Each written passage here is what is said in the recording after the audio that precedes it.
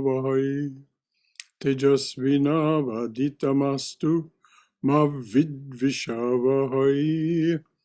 Om Shanti, Shanti, Shanti. May the Divine Being look over us lovingly as a mother and father. I can't talk right now, Swami. I'm in a class. Bye.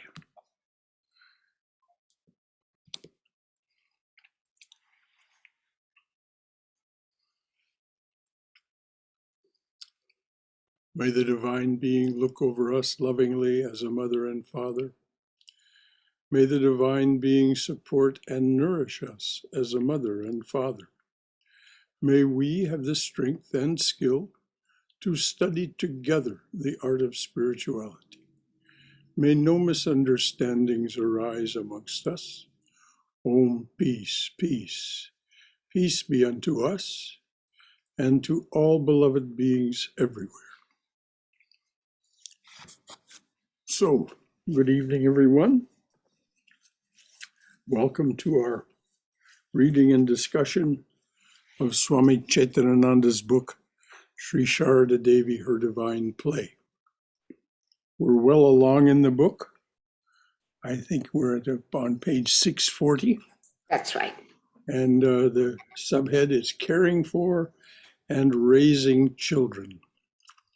So if there are no comments or questions that anyone has left over from last week, well, Haima can begin reading. Anything at all from anyone from last week? All right, dears, please go Namaste, ahead. everyone. Good evening. Page 640, Caring for and Raising Children.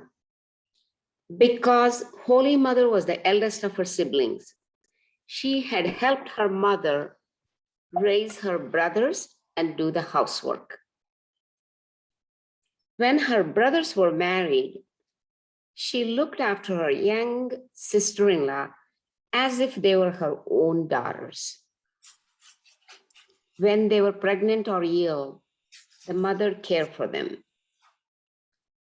When her brother Abhay Charan died, she looked after his mentally unbalanced wife, Surabala, and her young daughter, Radhu.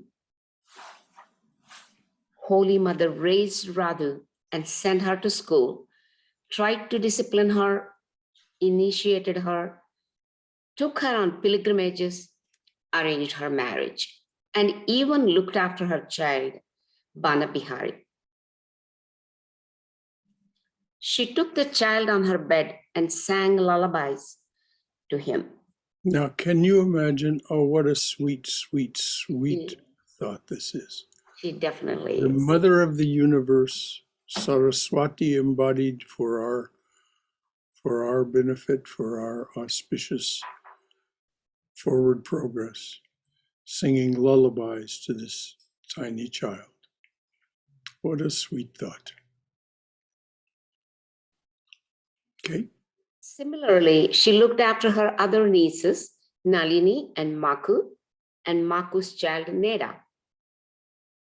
Swami Parameshwarananda reminisced. The mother decorated Bana Bihari like baby Gopala. Uh-huh.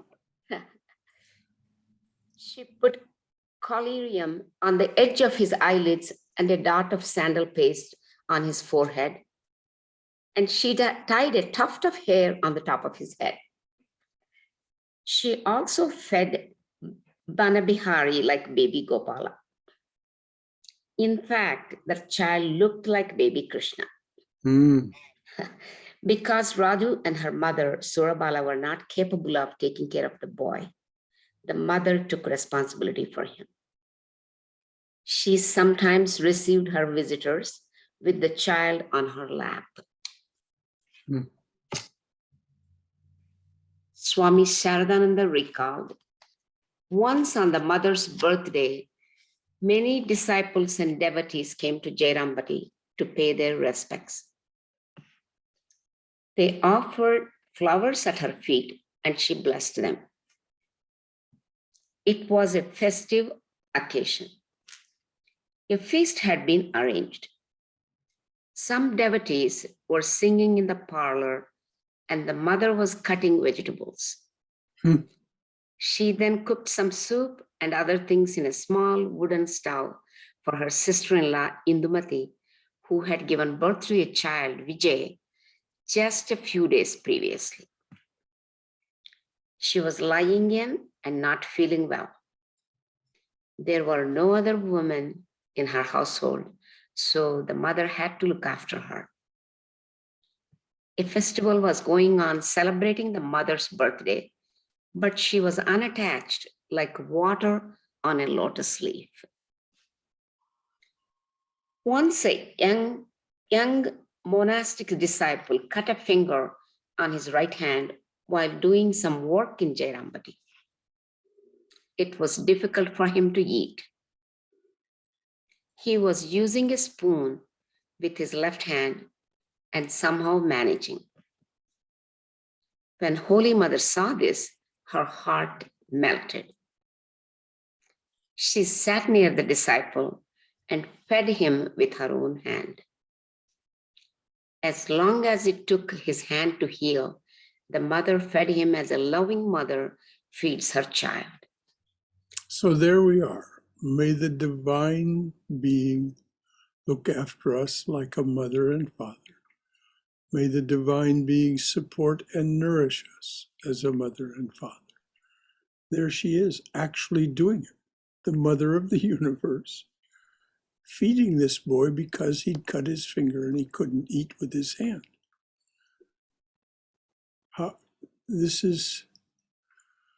These things are told to us by Swami Chaitananda so that our hearts will melt. Our hearts will be drawn into the mother's orbit, and we will slowly circle in closer and closer to her until we are, as it says in the Chandi, till we are one with her, till we don't see any difference between ourselves by taking refuge. Okay, dear. As long as it took his hand to heal, the mother fed him as a loving mother feeds her child. This grown-up disciple was touched, having been fed by the mother. That's the end of that subheading, Brother Shankara. You want to ask any questions? No, does anyone have any comments they would like to make about what was just read? Anything at all from your own wisdom or experience, or any concern or question you'd like to raise? All right. I think it was a fairly self-explanatory little subhead. Sure. But it just shows that the mother, this is what she said to Girish Ghosh. I am your real mother. I am your true mother. So this is how she behaved toward her siblings, toward their children, toward their children's children. She was the mother of us all.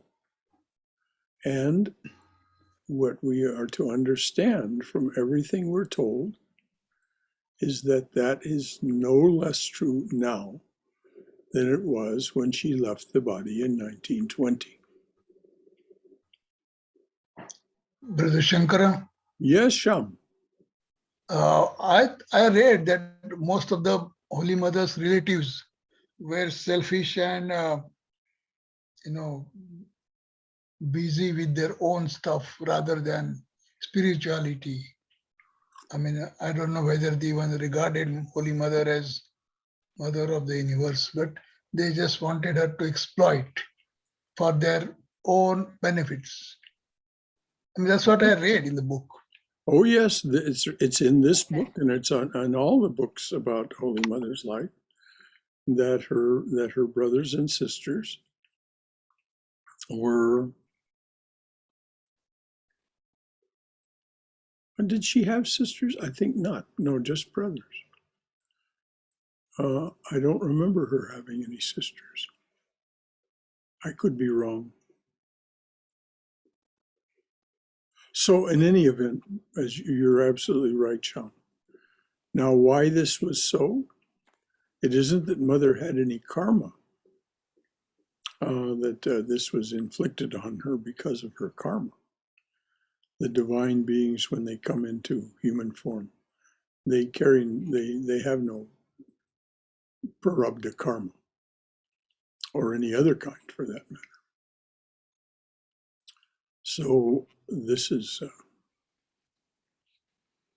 a puzzlement, and we can see the way the Swami Chaitananda wrote about it when he wrote about it in the early chapters of this book, that it was a puzzlement to him and to the other biographers of the mother as well. She said, one of the things that she said is, they must have done some remarkable austerities in a past lifetime to have been born into this family.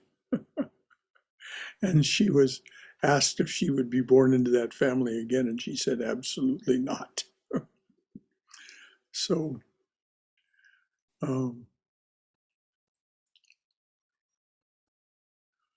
it is a puzzlement why Mother was. But then, so much of Holy Mother's life is an object lesson to us. How did she behave with these selfish brothers and other relatives? She behaved with restraint, with love, with generosity, and occasionally she would get piqued and be annoyed with them. But by and large, she was very loving and restrained with them. So a good lesson for us. Thank you, Sham. I think she maintained equanimity, Brother Shankara. She showed the equanimity and forbearance during the entire book with her people who were so mean to her. And that's Yes. a good lesson for us readers and listeners. It's she was Shtita Prajna. There's no two ways about it. She was centered and behaved, as you said, with equanimity. Yeah. And then it happens in our families too sometimes. There are Oh, the brothers and sisters are not the same way. It's like Ravanasura. He had a brother who is the Tamaguna, who is the Kumbhakarna, and his sister was evil, but only one brother was the real devotee of Sri Rama, Vibhushana. And he never listened to that brother. So he invited his own, death and everything, destruction of Lanka. And that happens out of 4 children, only one was devotee of Rama, 3 were evil people. So this happens in many families. yes. Isn't it? It tells us. The asuras do hate righteousness. It's true. We're not alone in this world. Thank you. I'm going to share my thought a little bit here. Please. I think I've talked about this before, but I'm with actually Holy Mother's relatives. And why? There are a few reasons. One is that most family people behave in such a way.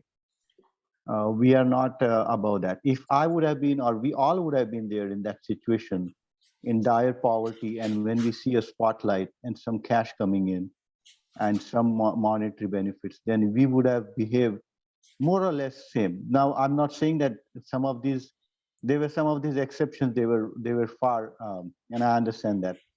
I'm not justifying that, but most of their behavior was just pretty normal. When you would see poverty and when you see a little bit of affluence, and you see it everywhere. Here, celebrities getting, in America, celebrities getting exploited by their own family members. And so all families, most of us are in the same situation. That's one thing. Second thing is that all this narration is written by monks. You have to understand that monks look this from a very different perspective. If a family person would have written it, who was not a devotee, but someone who was very neutral, he would have said, oh yeah, he would have written down in the both the perspectives. So not from an, now a devotee family person may have written in a little bit different perspective, but that's what I'm saying, that I think, and I think we have talked about this before too. It's too harsh to say that they were Ravanas or harsh, you know, it's not, we should not judge them. You know, it's these people suffered from poverty. You have to look at it, the timeline. I have read the history. There was famine. The British exploited. They hardly had any food. Now we are sitting in America in our air-conditioned houses, and now we look at it and we say, oh, you know what? They were not spiritual. These people were really bad. It's not. I I have little different thought, because I have some relatives even now who have no cash, no cash. Even now today, like next month I'll be going to India. Like toothpaste, you know, some best toothpastes they don't have, you know, basic things. Some of my brother's cousins, after 100 years in affluent India, it's a situation. So it's difficult. Plus, when you have kids and you have to feed them, and when you see little bit, it's very normal. Well, Thank you so much. thank you, Shailesh, for sharing all of that. And of course, your point of view is very reasonable. And we have Mother's example for how she dealt with them. She didn't deal with them as if they were extraordinary. As you said, they behaved as ordinary people would in those circumstances. And this is why she behaved toward them as she did. But and I don't think that Haima was calling her brothers. No, I'm not criticizing Haima. No, not at all. No, I don't think Haima was saying that they were Ravana and his. No, just an example. But you know, there are people who are really well. In any event, there's no sense focusing on that. Let's just focus on the mother, and the fact that here in this very, as you said, very a lot of poverty, a lot of misery, not just poverty but misery, illness and famine and so on. The mother took care of her brothers children, their children, their wives. So this we can look at as something. And of course, it is true that Swami Chaitanananda is a monk. But Shailesh, I'll leave you to talk it over with him, just how dispassionate he is about this. You know, he is, I think he has I know him, and I've known him since 1973. I think he has a balanced perspective. I don't think he judges householders. I don't think he has any monastic brief against their way of being. But like I say, I'll leave you to talk it over with him. Anything else from anyone before we read on? Thank you again, Shailesh. That was very eloquent. And I was no way criticizing Haimaji. You know? I didn't. No, I didn't take it that way. No, I didn't like your perception. It's a good point of view. You looked at it differently from a different angle, which is really nice. That's very nice. There is no one way of looking at things. No one way. Exactly. Everyone looks at it different angles, and then we get more information. But anyway, Mother shined in between all those people even better because of the surroundings she was. She shined like a beautiful star. And the thing for us to keep in mind is that she did not stop doing these things because she left the body. There's plenty of evidence for that. That's right. Thank you. So let's read on. Okay. Next subheading is Holy Mother as singer and storyteller. Ramakrishna said that Holy Mother was Saraswati. She had come to impart knowledge. According to the Hindu tradition, Saraswati is the goddess of learning and music. So she is depicted as holding a book in one hand and a veena in the other. Yes, Holy Mother, she is the goddess of Shabda Brahman, not just music, but language as well. Brahman in the form of sound, Shabda Brahman. Holy Mother did not go to school or take music lessons.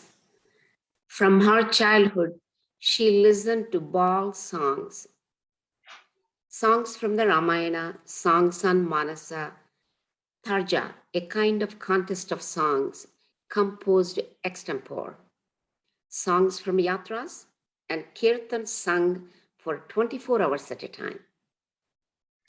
Village children learned nursery rhymes, folk rhymes, and stories from their grandparents and other older relatives.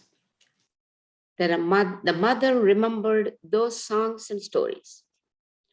Moreover, when she married Ramakrishna, she learned many songs from him. Later, Holy Mother remarked, what a great singer the master was. His voice was so sweet. While singing, he was one with his song. His voice is still ringing in my ears. Hmm. When I remember it, other voices appear so flat. Naren also had a melodious voice. Girish had a sweet voice too. In the Nahabat at Dakshineshwar, Holy Mother and Lakshmi heard many songs from the master's room, and at night they would sing those songs. One day the master heard them singing as he walked towards the Panchavati. Yoginmar recalled, the mother had a good musical voice. One night she and Lakshmi were singing in low voices. It was very resonant and reached the master's ears. The next day he said, last night you were singing very well. That's good, very good. Thus the master encouraged the Holy Mother to sing. Singing is a wonderful way to commune with God. And for the master to compliment someone on their singing was, it isn't that he would think ill of people who didn't sing so well, but for him to remark on someone's singing meant that the way they sang the song was very accurate in terms of its meter, in terms of its rhythm, in terms of its, so when he said that she sang very well, this was a very high compliment coming from him. And yes, singing is a wonderful way to commune with God. Sometimes during the evenings in Jairampati, Holy Mother told stories and nursery rhymes to Radhu, Makhu, and Nalini. One day, Radhu complained that she had already heard those rhymes and asked Holy Mother to sing a song. At Radhu's request, the mother sang a song from Chaitanya Leela by Girish Ghosh. Oh my. O Keshava, bestow thy grace upon thy luckless servants here. O Keshava, who dost delight to roam Vrindavan's glades and groves. O Madhava, our mind's bewitcher, sweet one, who dost steal our hearts, sweetly playing on thy flute. Chant, O mind, the name of Hari. Sing aloud the name of Hari. Praise Lord Hari's name. As did Ramakrishna. Just a moment. Sure. The Rasa Leela, that time in Vrindavan, had a great appeal for both the master and mother. They remembered it very well, of course. We don't remember our past lives. These incarnations of the divine. They remember every moment of the past, and they know every moment of the future. But this rasa lila, this sweet lila, so warmed and expanded their hearts. I can just imagine Mother singing this song. Would you repeat the lyrics, please? Sure. O Keshava, bestow thy grace upon thy luckless servants here. O Keshava, who dost delight to roam Vrindavan's glades and groves. O Madhava, our mind's bewitcher, sweet one, who dost steal our hearts, sweetly playing on thy flute. Chant, O mind, the name of Hari. Sing aloud the name of Hari. Praise Lord Hari's name. Yes. And if you remember, when the master went to the Star Theater and saw this Chaitanya, this play from which this came, what was the name of it? Chaitanya Lila Chaitanya by Lila. Girish Ghosh. He said that the performance was identical with the real thing. In other words, he, so to speak, had given Girish Ghosh what was necessary to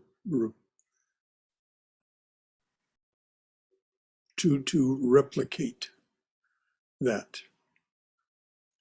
So, in this sense, not that he consciously did this, but toward the end of his life, Sri Ramakrishna said, "I see clearly now that I am doing everything." So this is what I mean by he gave Girish Ghosh what was necessary for Girish to write this play that so was like the real thing. Praise Lord Hari's name. Any comments or questions from anyone about this remarkable aspect of the mother's life that she just sang out this song and remembered all these songs? All right, go ahead, Haima dear. Okay, sure. As did Ramakrishna, Holy Mother encouraged monks and devotees to sing devotional songs. Sarajubala wrote, "This evening there was Kali Kirtan in Udbodhan house. The monks of Belur Math took part in it. The music commenced at 8:30 in the evening. All of the women devotees sat on the upper veranda to hear the music. I was rubbing oil on the mother's feet and could hear the songs from her room. Now and then the monks sang some songs that the master had sung. Excited, the mother remarked, "The master sang this very song." The monks were singing as follows. "The black bee of my mind is drawn in sheer delight to the blue lotus flower of Mother Shama's feet. The blue flowers of the feet Kali, Shiva's consort. Tasteless to the bee are the blossoms of desire."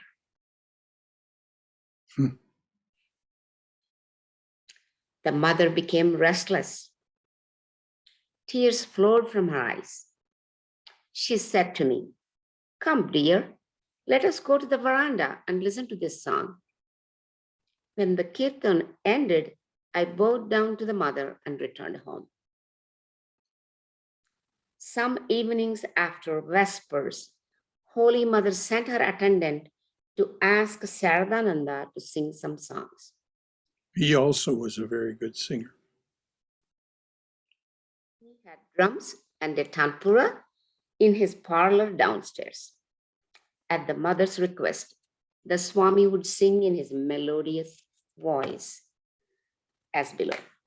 Behold my mother playing with Shiva, lost in an ecstasy of joy, drunk with the draught of celestial wine. She reels, and yet she does not fall. That's pronounced draught rather than drought. Drought, it's drought. It's draught. I see that. It's There's no woe. it's a measure of wine. Yes, I misread that one. Thank you, Brother Shankara. Do you want me to read that one more time? Yes, please. Behold my mother playing with Shiva, lost in an ecstasy of joy, drunk with a draught of celestial wine. She reels, and yet she does not fall. And also, in dense darkness, O mother, thy formless beauty sparkles. Therefore, the yogis meditate in a dark mountain cave. In the lap of boundless dark, on Nirvana's waves upborne, peace flows serene and inexhaustible. Now that particular little verse is well worth taking in. Just find it in your own copy of the book or an online copy of the book, and just take that into your own heart. Would you read that again, please? In dense darkness, O mother, thy formless beauty sparkles. Therefore, the yogis meditate in a dark mountain cave. In the lap of boundless dark, on Mahanirvana's waves upborne, peace flows serene and inexhaustible. Any comments or questions from anyone about these thoughts and these songs that we're hearing?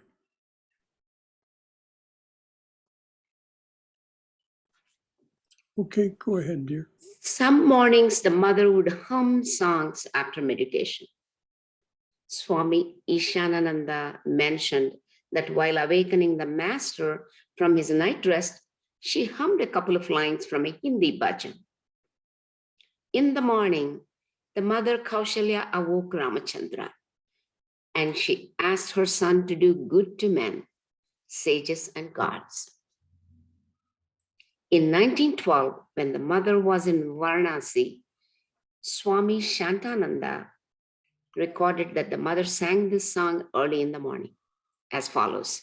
The blissful garden of Shiva is Varanasi, where the mother Annapurna dwells gracefully. When actresses from Girish's theater came to visit the mother, she asked them to sing some songs. They joyfully entertained Holy Mother and her companions as well as the monks in Udbodhan house. Now, you have to understand, those of you who haven't got this clearly in mind, these actresses from Girish's theater were scorned by polite society at that time. They were scorned as no better than women of the street. They were regarded as courtesans, but they found, being the mother of all, the mother gave them not only refuge, but her boundless love. And she asked them to be their best selves when they came to see her, which is their ability to sing these beautiful songs so well.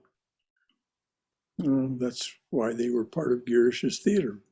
He didn't have any half-baked performers. They were all extremely good singers and dancers and performers. So read that again, please. Yes. That actress is coming. When actresses from Girish's theater came to visit the mother, she asked them to sing some songs. They joyfully entertained Holy Mother and her companions, as well as the monks in Udbodhan house. Now, we have to have a sense that this Udbodhan house was not big. So if you were singing upstairs, you could hear it clearly downstairs. And so that the monks didn't come up and join the women. They were hearing it from their their places downstairs in the where they were the gatekeepers for Mother and her guards, and did their work. You know, the Bodhin House continues to be a major publishing center for the order. So, anything from anyone before we go on? Okay, dears, please go ahead. Holy Mother was a wonderful storyteller and had a fantastic memory. She could relate in detail the stories of her personal life and the events of the Master's life to her disciples and devotees. Swami Sharadananda received the Mother's accounts about the Master while writing Sri Ramakrishna and his divine play. That's the end of the subheading. Yes, and Holy Mother is these are the accounts that that Saradananda, when he received, there were many things that he, so to speak, triangulated. That's the word that journalists use. He would not put something in this book that was just mentioned, Sri Ramakrishna and his divine play, unless it was independently confirmed by three different people that had no reason to collude with one another about the story.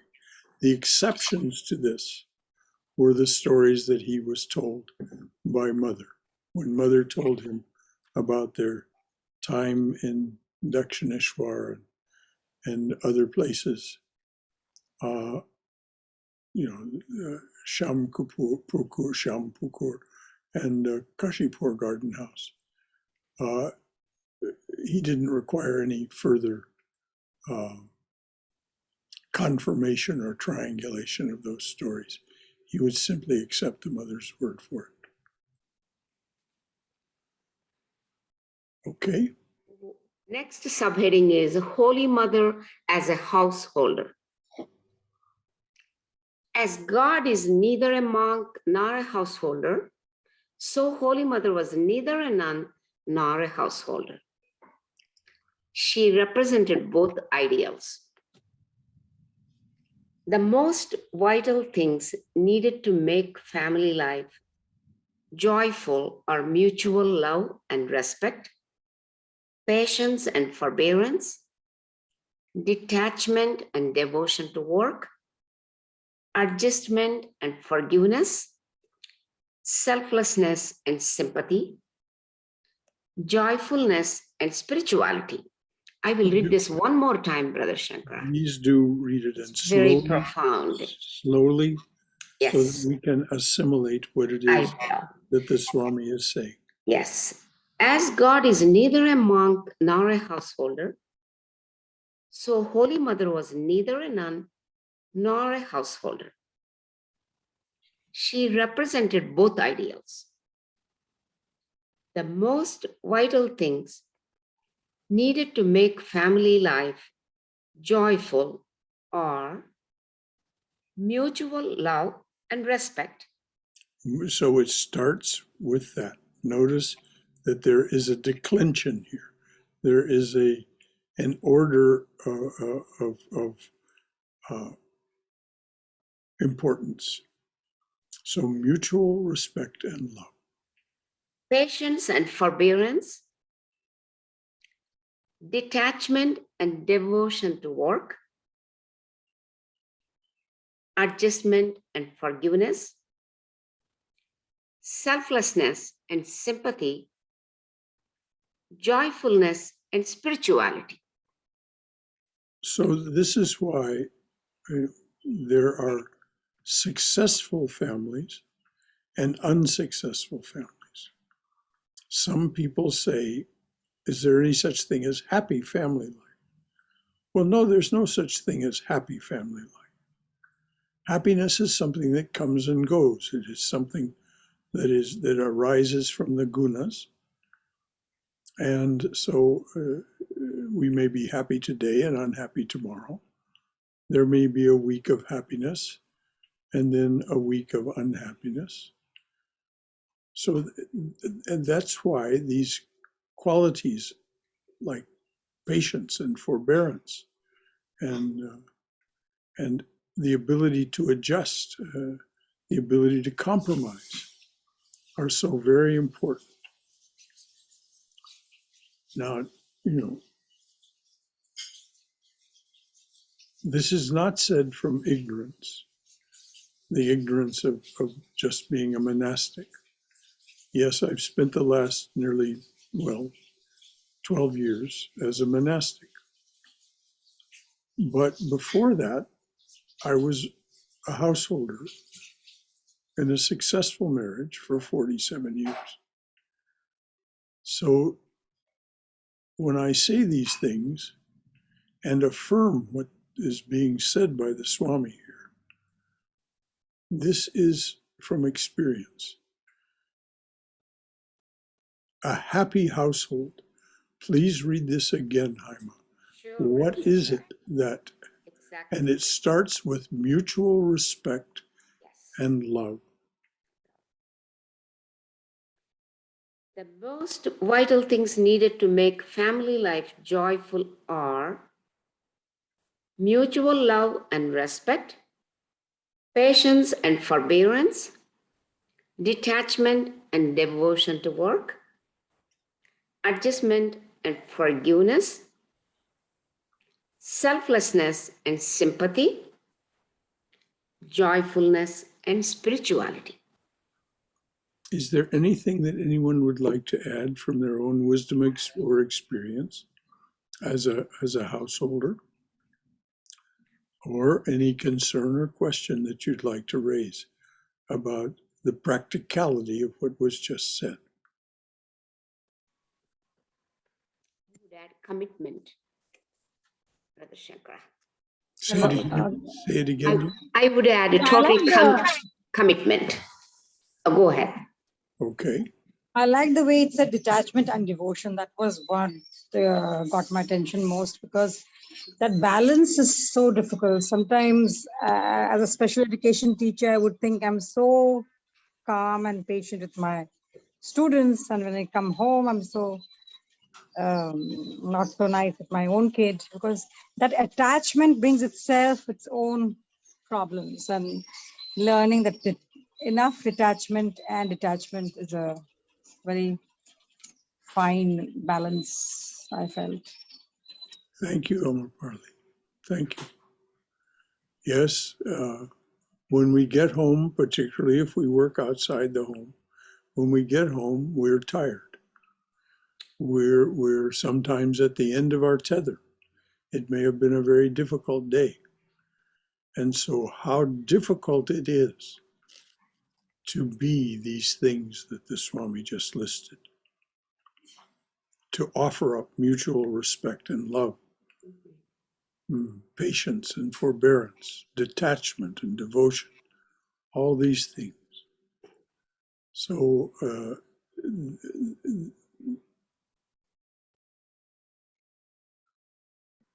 and of course, every day and every week is not going to be all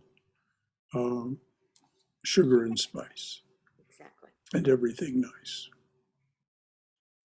It's some days and some weeks and even some months may be something entirely different for any variety of reasons. And this is why the Master said, the householder who is a true spiritual aspirant is the real hero, the true hero, because they have no shield. They're fighting the battle of the world and keeping poverty from the door and mastering the game of life. They're fighting that with the sword of activity and whatever it is they're bringing to it with their, so to speak, left hand.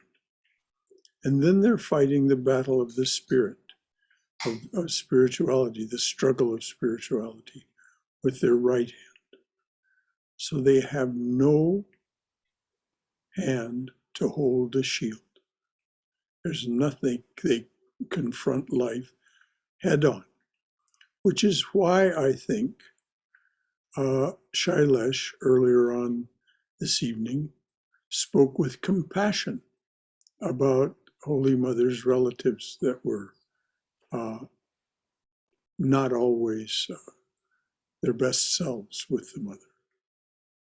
And I thought I meant what I said when I said I thought he spoke eloquently and truly. It's very, very difficult to maintain, particularly when there are challenges. So, and there will be challenges. Even if you're economically successful, there will be challenges. So, Brother Shankara, yes, dear. I think if spirituality is laid as the foundation, then and everything else kind of becomes easier if we can, make a good, strong foundation of spirituality. Perhaps that's why in the other ages the family units were Right. much more together than the recent days where spirituality is kind of relegated to, oh, that's for old age. Mm-hmm. Well, you're paraphrasing one of Sri Ramakrishna's direct disciples, Mahapurush Maharaj.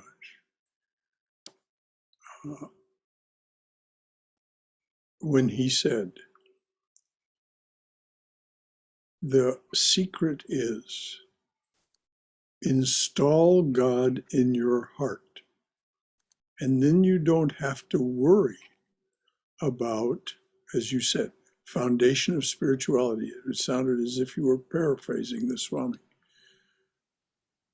Install God. Find a way to install God in your heart. Then you don't have to worry about manifesting the divine attributes that are part of the divine being with form. All of these things that were listed, mutual respect and love, patience and forbearance, detachment and devotion. These things, as you were alluding to, Swayam, these are things that then come more naturally.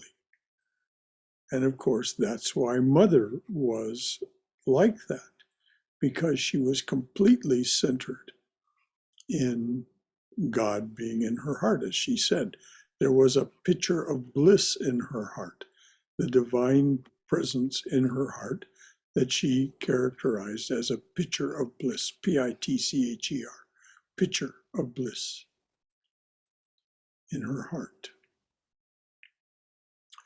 So thank you, Swam. Very, very nicely said. Brother Shankara, this is McKaylee.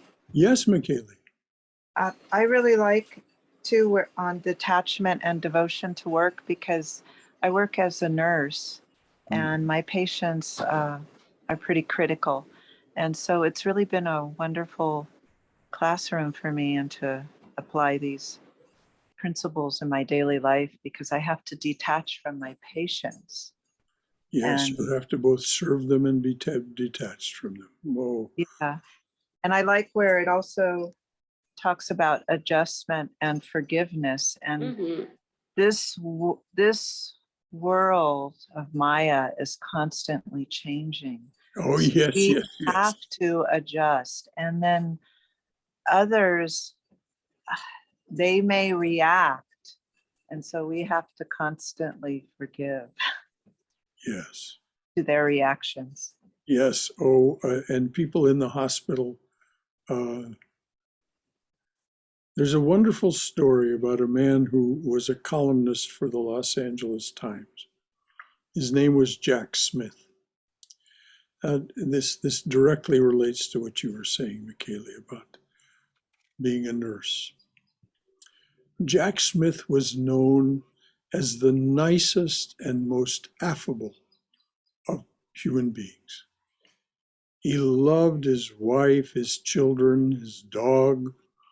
He was just, and when one would go see him when he made presentations, he sometimes spoke to the press club and other things.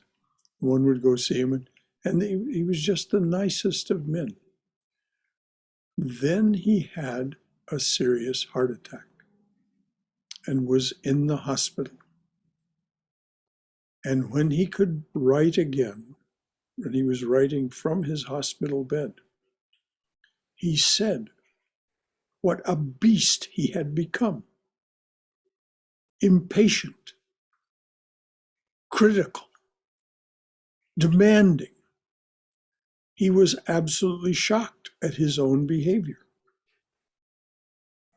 And this is very, very difficult for nurses, the techs that help the nurses, and for the docs to deal with. They have to be that kind of detached, he said. And he then, when he got out of the hospital, he again made a presentation at the press club where he spoke about this. And he said, if you want to know what's underneath this veneer of social affability and congeniality, just find yourself in the hospital in a somewhat desperate situation. And so I really hear you, Michele, and it's absolutely true. Devotion to work. Yes. I was recently in the hospital for 5 days, and I had the greatest admiration for the nurses, the techs, and the docs that deal with people who are in these unpleasant situations. And I think we can all relate to this in one way or another. Thanks for bringing that up, Michele. Thank you. Thank you, Brother Shankara. Anything else from anyone? Brother, sometimes it feels like, and maybe I'm not a monastic, so I don't really know. Maybe they have another way of getting the behavior like tested, but leading a family life can be like really a platform to test what you've really gained, like, This. Well, I have a story for you, Rajiv, and for the rest of us. Swami Prabhavananda, my guru, once was invited to Italy. And of course, when he was there, he wanted to visit one of the most remarkable of the Catholic saints, is Saint Francis of Assisi. And so the Swami wanted to visit Assisi. And of course, when he was there, the abbot of Assisi came and greeted him. And the Swami asked him, well, what is it that you find most difficult about doing this? And he said, this was the Swami's own words, he said, he looked at me as if I was crazy.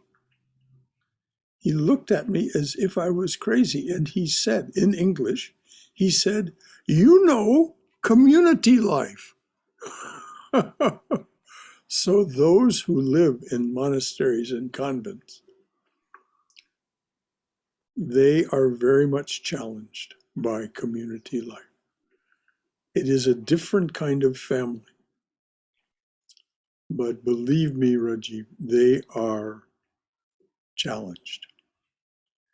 And their commitment and their dedication, their ability to adjust and devotion to work is tested severely. And if you want to know a little more about that, when Swami Sarvadevananda is here in May, just to remind everyone, Swami Sarvadevananda will be here May 17th, 18th, and 19th, and will offer Diksha, a spiritual initiation, on May 18th. Any of you who wish to have just have his darshan, or have any kind of instruction, including spiritual initiation, all you have to do is email me about that, and that will be taken care of. The Swami expects me to manage his calendar for that visit. So, but if anyone wants to talk to him about what it's like to be a monastic, if you have any thought that that might be something that you would like to do, well, I'm sure you'll find him very straightforward about it. Anything else from anyone? Okay. These 12 qualities are essential for a happy home. The mother upheld her household with these qualities. So wherever she lived, peace and joy prevailed. Holy Mother made people her own with her divine love, compassion, and sweet words. Please read those words again. Sure, Holy Mother made people her own with her divine love, compassion, and sweet words. Those are not absent from our lives now. Mother will and does speak to the devotees in that way now. Okay. One day at Jairambati, someone used harsh words when speaking to Surabala. At this, the mother remarked, "One should not hurt others even with words. One must not speak an unpleasant truth if it's not necessary." That's a very important. Always tell the truth, but never tell a harsh truth. Always tell the truth, but never tell a harsh truth. By Okay. indulging in rude words, one's nature becomes rude. Very true. Once the sensitivity is lost, if one has no control over one's speech, the master used to say that one should not ask a lame person how he became lame. Yes. Swami Ishanananda recalled, one morning in Jairambati, while the mother was rubbing her body with oil, someone was sweeping the courtyard. After the work was done, that person threw the broomstick aside. At this, the mother said, "What is this? You have thrown away the broomstick with such disrespect when the work is done. It takes the same amount of time to put it gently in a corner as it does to throw it aside." Exactly. One should not trifle with a thing, though it may be very insignificant. Well, this is the mother seeing consciousness in everything. The mother saw that the broomstick was also made of consciousness. And it isn't that this consciousness has feelings that we would say, that the broomstick would be offended by it being treated that way. But it's just you treat all consciousness with respect. You treat all consciousness with respect. Okay. If you respect a thing, the thing also respects you. Will you not again need that broomstick? Besides, it is also a part of this family. From that standpoint also, it deserves to be treated with respect. Even a broomstick should be treated with respect. One should perform even an insignificant task and respect. To make Holy Mother's life comfortable, devotees bought land from her brothers and built a house for her. They also bought a paddy field for her so that she might not suffer from lack of food. Lalit Chattopadhyay bought an adjacent pond called Punyapakur so the mother would not have to go far to wash her clothes and dishes. These basic things are essential in village life. Brother Shankara, I'll stop here at 6:30 so that you would have enough time to get ready for bed and all that. Any comments? No, this is fine. It's your time, 8:30. My time is 6:30. I'm sorry. This is quite all right. It's okay. So if you want me to stop here, I can stop, or I Yes, can. that's fine. This seems like a good stopping point. That's why.